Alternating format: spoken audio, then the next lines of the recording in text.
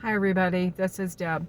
I'm going to start a new series of videos explaining how cult leaders deceive people. And it's little dirty tricks that they know about but they don't want you to know about. And actually they're quite subtle things, and you would never expect that is what causes their churches to grow bigger and bigger. And they'll lead you to believe that, oh, we got a revival, that, oh wow, our church is growing bigger and bigger, when actually it's going apostate.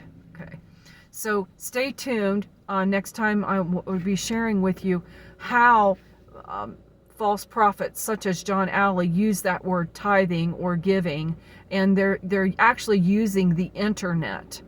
This is the really deceptive part. They're using the internet to lead people to believe that, you know what, you may not be able to come to church now because you have COVID. Okay, well, now COVID's over, but are they still asking for your money? Yeah, because they use the internet, and they use the excuse that, you don't have time now, you're working and it's such a big bother. Use your credit card.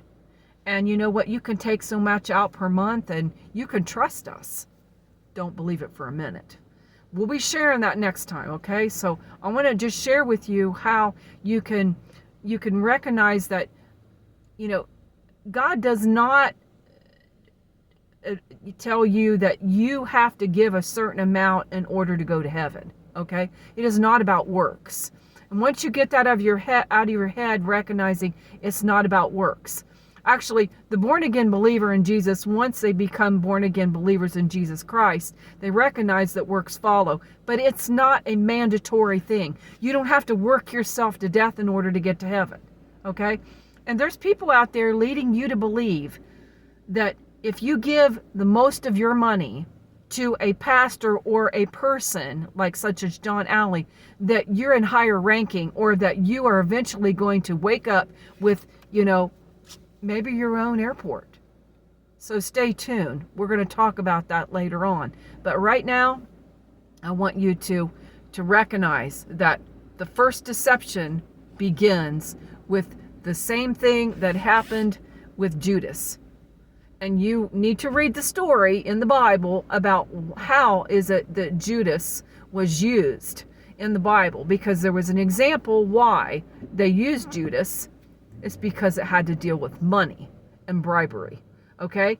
False teachers bribe. False teachers use money. They use things like PayPal, Etsy. They use links. They're telling you to clickbait. They're telling you to buy their t-shirts. And you got to be very careful, because they might look like sheep, but they're actually wolves in sheep's clothing, and they get greedier and greedier and greedier. The worst thing that you can believe is you need to go to some conference in order to be educated. You don't need to be educated. You know what you need? You need the Word of God. You need the Bible. You need to read the Bible, and you need to trust in Jesus alone, His Word alone. Where does that start? Well, I would recommend just sticking with your King James Bible, or a New King James Bible, because the NIV is dangerous. Very dangerous, and it's leading people to believe that it's about money, okay? It's an age-old thing where back when the scribes and the Pharisees of the time led people to believe that you had to give the tithe. That's the biggest lie ever in the world. And you know what? If you don't understand why, that is the hook that is causing people like Rod Parsley, Benny Hinn, and even, John Alley, that looks like Farmer Brown or Farmer Joe. They use that because what they have done is they have now turned their mind reprobate over to thinking that they're entitled to become richer. They're entitled to have more and more and more. And all it is a deception from the enemy. So stay tuned. We're going to talk about that next week. God bless.